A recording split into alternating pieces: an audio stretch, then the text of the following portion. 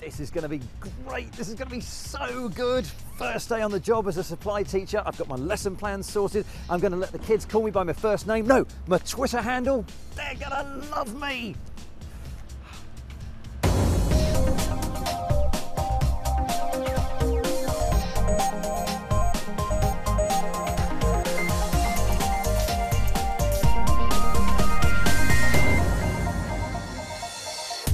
This week, Click goes to school at both ends of the tech spectrum. We'll get hands-on with the simple phone that's teaching Afghans to read and write, and we'll meet the Norwegian teacher who prefers Facebook to textbooks. And from kids in Norway to mummies in Sweden, yes, we don't just throw this show together, you know, we'll use 3D scanning to get under the skin of an ancient Egyptian priest. We take a look at the pen that teaches you how to write as you write. We'll also have the latest tech news and the website that helps you learn 12 different languages in Webscape. Trust me, it's all going to be very educational. Welcome to Click. I'm Spencer Kelly. How often do we talk about how technology can change the way that kids learn in and out of school? The problem is, there's only a handful of schools around the world which really are using next generation techniques to teach and inspire their pupils. Well, this week we have a brilliant opportunity to see one of them in action. Now, as part of the BBC's School Report project, students Mary and Olivia from Burntwood School here in London have travelled to Norway to meet a teacher who's tearing up her textbooks and replacing them with social media. This is their story. We're very excited to be here in Norway to meet the students at Sandvika High School. One teacher here is using technology instead of books to teach her lessons. I have some students who can answer your questions here now in front of you. Anne Mikkelsen is teaching International English. Her students are 17 to 18-year-olds, so a few years older than me and Olivia. We are 14 and 13. This is very different to how we work in London, whereas all of our lessons are taught from textbooks. Unlike in our classrooms, students here are encouraged to go on social media during their class. Everyone here is given a laptop by the Norwegian government. The students can access Wi-Fi during the lessons. Why did you decide to teach in this way? Because a textbook could be a book from 2006 and now we're in 2014. So the content won't change in the book, but it will otherwise, you know, if things are happening in the world. And with my subject, like International English, it's good to use the net and find resources there instead of in a book. The day started with a Skype call to a classroom in South Africa. The Wi-Fi is going all the way over Europe, all the way over Africa. But the technology was not working perfectly, so we got to speak to the students without a video feed. But it would have been great to have been able to see them, to get a picture of what their school was like. The students use blogs to write up their homework. They also use Twitter hashtags to share their lessons and help each other online. They have a Facebook group where Anne can post reminders about their homework and where they can help each other with lessons. We thought this might be distracting for the students. If they're doing a task on the Facebook group, do you think and a message popped up, do you think they'd click that and check it? Yes, there is a risk. There is a risk if the teacher doesn't pay attention to what's going on in the classroom. And there's a risk if I would just say, here is the task, I'll be back in a couple of hours, because then they probably would do a lot of other things. The students realise they are lucky to have access to all this technology. All around the school are posters of students in Lesotho. Sandvika is fundraising to build a new school there. We spoke to one of the students, Leah, who's involved with the project and has been to Lesotho. The project funds their internet connection and we've been sponsoring that since the beginning. Last time people from our school visited, they brought down a couple of laptops, and when we visited, we brought down some more laptops. So we had to give them obviously basic we had to teach them how to use like Word and how to open internet, because they've obviously never seen computers before, most of the children, and it's quite amazing really how little some people in the world know about internet and social media and everything like that. The Norwegian students see us as having much less access to technology in the UK as well. Do you think we'd be at a disadvantage because we don't use as much technology? Yeah, I think so, because when you start your work life, you are going to use computers all the time. But if you're not using computers and getting to know the computer as it is right now, you have a real disadvantage when it comes to your future life. Seeing all the social media being used in the classroom, we wondered whether technology will replace school life as we know it now. Do you ever worry that in the future they're not going to need teachers to teach the lessons, that everything will be just on the computer? That's a good question. I think teachers have to realize that students can learn without the teacher.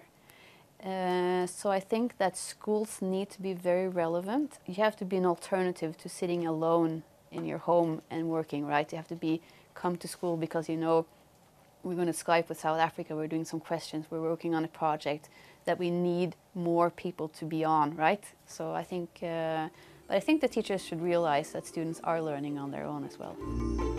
Back in our school in London, the older students already use blogs. We think we should use technology more in our classrooms. It would be great to have iPads and laptops for our lessons, but it wouldn't be as easy to fund this in the UK. It would also be great if we could use technology to share our ideas in the same way they do in Norway, through a group discussion board or an app that is accessible only to students in the school. We don't think it's good to combine our personal social media with schoolwork in the same way they do in Norway. Olivia and Mary in Norway. And you can see that film along with thousands of other reports from schools around the UK from this Thursday, School Report Day, at bbc.co.uk/school report. Now, whether you use social media, video conferencing or just plain old books, it is easy to take education for granted. But in many parts of the world, anything is better than nothing. In Afghanistan, 75% of people are illiterate, and many institutions are trying to throw sophisticated and expensive technology at the problem. However, the solution may actually lie in a much simpler device. Now, you might not know this, but Click has a sister program which broadcasts to Iran, Afghanistan and Tajikistan. And the team there discovered some software that allows the simple and, importantly, very plentiful candy bar style mobile phone to teach someone to read and write. In Afghanistan, the Ministry of Education has distributed 5,000 laptops for the One Laptop per Child project to schools in Kabul and elsewhere. And it's hoped that the cheap Indian laptop called Akash will be added to these soon. But with so many people to teach, this is of course nowhere near enough. Unfortunately, the laptops were still pretty expensive by Afghan standards. So we came up with the concept of Ustad Mobile here, which is putting the same education experience with audio, video, quizzes and games into $35, $40 mobile phones, candy bar style, that are commonly owned by Afghans.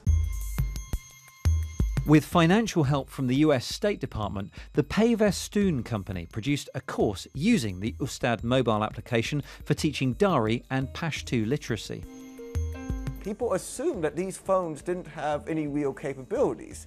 Yet I knew as a programmer that those phones that support what you call Java Micro Edition are almost the same as 1997 computers.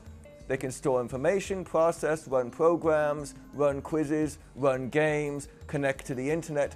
All of this was possible. From the beginning, Ustad Mobile has been designed as an open source project. There's also an Android app version for smartphones and tablets, and an iOS version is in development. Perhaps the coolest thing about Ustad Mobile is it's an Afghan export. We took it from what worked in Afghanistan.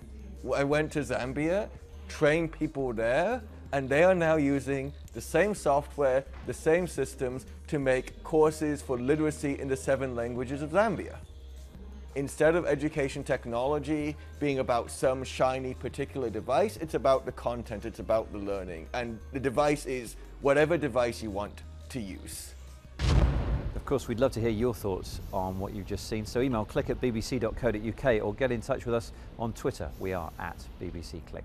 Next up, it's a look at this week's tech news. Google's eyeing up the smartwatch market. It's released a new version of its operating system, Android, for wearables. These smartwatches give a taste of the style that Google's aiming for, together with its manufacturing partners and fashion brands. The first devices, which will make use of the voice-controlled Google Now interface, are expected later this year. Sony has unveiled a virtual reality headset for its PlayStation 4. Project Morpheus has been 3 years in the making. The device features a full HD display with a 90-degree field of view and is equipped with positional head tracking. Sony admits it's counting on innovative developers to help make the games that will sell the hardware. Can't put a name to a face? Ask Facebook, which is now using the world's largest collection of photos, its own, to develop a program that can recognize a face before it's tagged. Deepface can determine whether 2 photos of a face are of the same person, claiming 97% accuracy. The tech brings Facebook's current facial recognition software to an accuracy level almost on par with humans. And finally, for anyone that wants to use social media's power to disconnect, a new app called Cloak helps you avoid your friends. The antisocial service uses public location data from social networks such as Foursquare or Instagram to alert users when friends are believed to be nearby. Useful for avoiding the boss.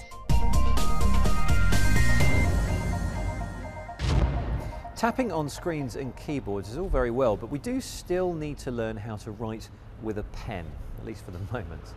Well, next month, a new German-based outfit will introduce a pen into schools in the UK, Austria and Germany, which it claims will warn us if we make a mistake. Dan Simmons has been to try out the pen that could help us learn as we write. Leon loves his toy helicopter, and it proved to be the inspiration his father needed to help Leon and potentially millions more learn how to write. I have these small helicopters in mind, so they fly around and they have a motion sensor on it. And I think if these helicopters can fly around with this motion sensor, we can have a pen with the same motion sensors getting the handwriting. So that's the core of the idea. As Leo makes some mistakes during his homework, my wife says, oh, the pen should give him a signal. It can be an electroshock or whatever. And I say, oh, electroshock is a bit much, but a small vibrating should be perfect, so you can also use it in the classrooms. And this is one of the first prototypes of the LearnStift, or learning pen. The final version, once calibrated to its owner's handwriting, will use an internal gyroscope to recognise what's being written. Unlike a teacher's red pen that corrects long after mistakes are made, or a tutor publicly pointing out his errors, Leon's pen tells him candidly, through vibrating, when it thinks something's wrong. Hooked up to a phone, an app would give more detail. The pen uses normal ink refills, but it doesn't actually need any ink to work at all. And because there are no optical sensors in here, it doesn't need any expensive special paper to work. In fact, it doesn't need paper to work at all. It'll work perfectly well in thin air. So how easy is it to make a pen that can read what you write? We tested out the latest working prototype, which uses wires so hardware adjustments can be made more easily. It's far from top of the class, although once trained, it matched most of software developers Adam's simple words.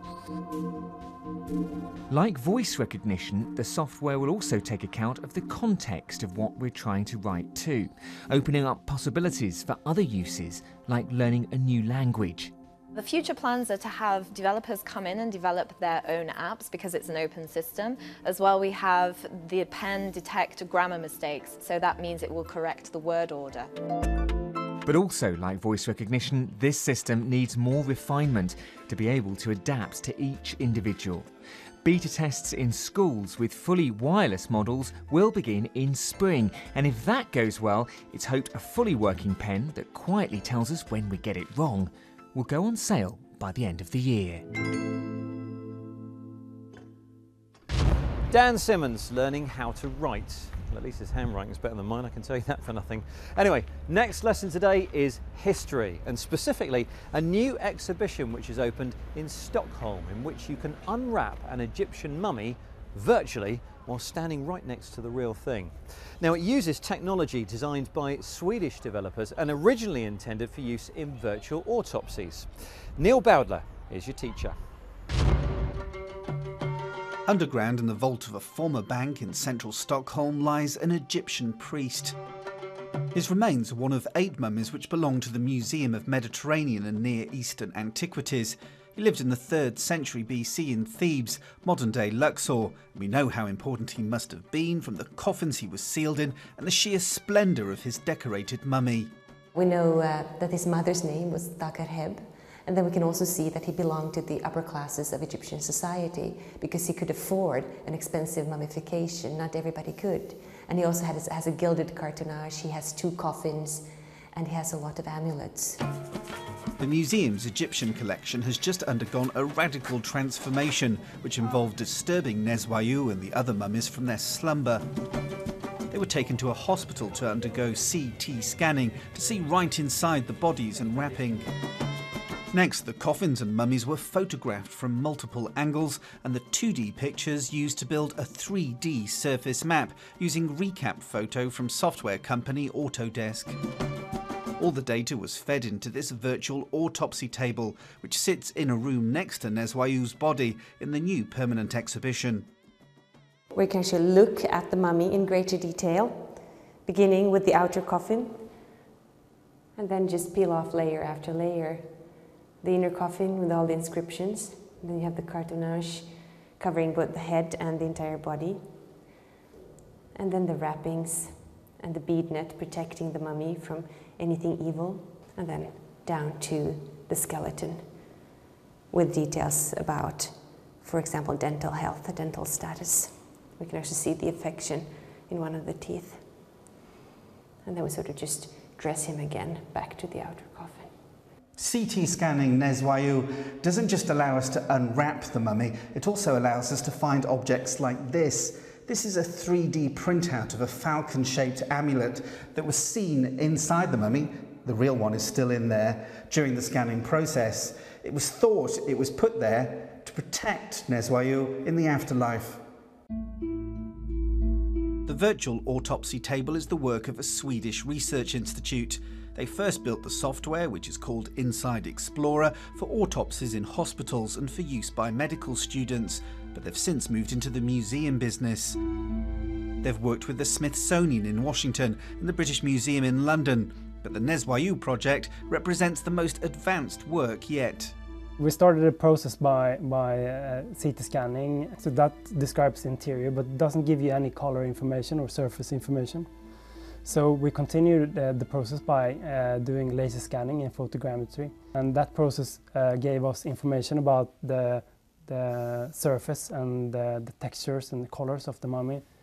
And then we're taking all of that data and put it onto the table to make it accessible for museum visitors. For the Egyptian curator at the Mediterranean Museum, the digital scanning project offered a unique chance to enhance both her understanding of the mummies and pass on what they learned to the visitors. We wanted partly to get more information about them, but we also wanted to include them into this virtual autopsy table, so that the visitors themselves could see this information firsthand, not always have to count on researchers explaining what can be found on this mummy. Now you can simply unwrap it virtually yourself. Wow, if only history was that exciting when I was at school. Still, the only thing left for this education special is to get a quick lesson from our very own web monitor, Kate Russell. Here comes Webscape.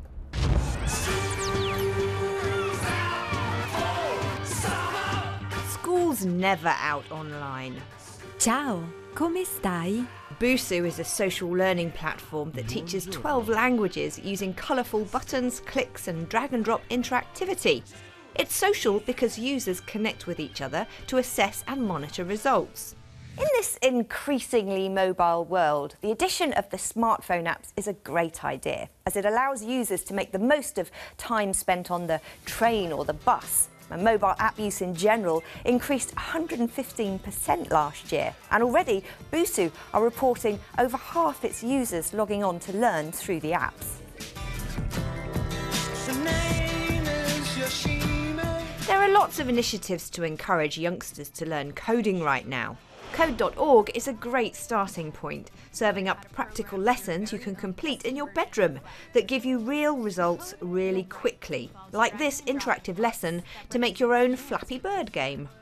Drag and drop programming is the easiest way to learn. It's even how university students start learning to code. But under the hood, each of these blocks is represented by real code. If you take a look at the workspace, there are some green blocks that are filled in for you. These are event handlers. Just so you know, the creator of Flappy Bird was making about $50,000 a day in advertising before he took the iPhone app off the market. Or how about 17-year-old Nick D'Aloisio, who can not only count uber-famous tech evangelist Stephen Fry among his friends, but also sold the news app he created, Sumly, to Yahoo last year for almost $30 million. There is no reason why that couldn't be you if you're prepared to work hard enough. The Year of Code is a project running this year to nurture the coders of the future with great support, advice and loads of other resources where you can pick up computer skills free of charge. I know that she can be them. Oh, Yoshime. A couple of resources for educators next. Get Kahoot lets you make quizzes, discussions and surveys to encourage interactivity in the classroom.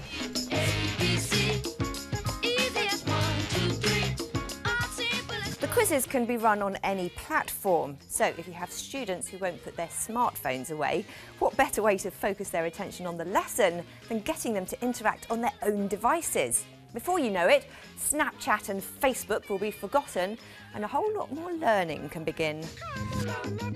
And if you're still hungry for education resources, this blog by a teaching professional has compiled over 190 free teaching and learning activities for you to dip into.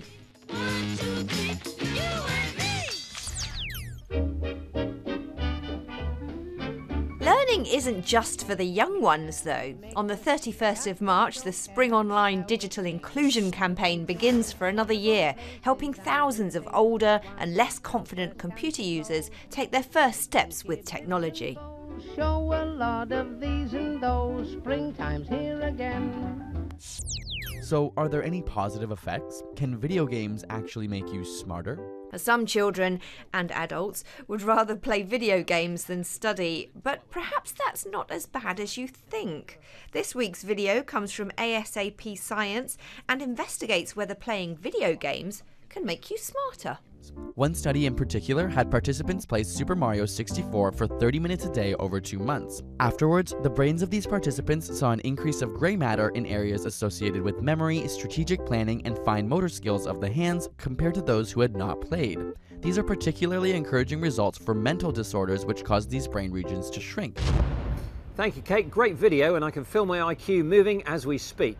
I won't tell you which way, though.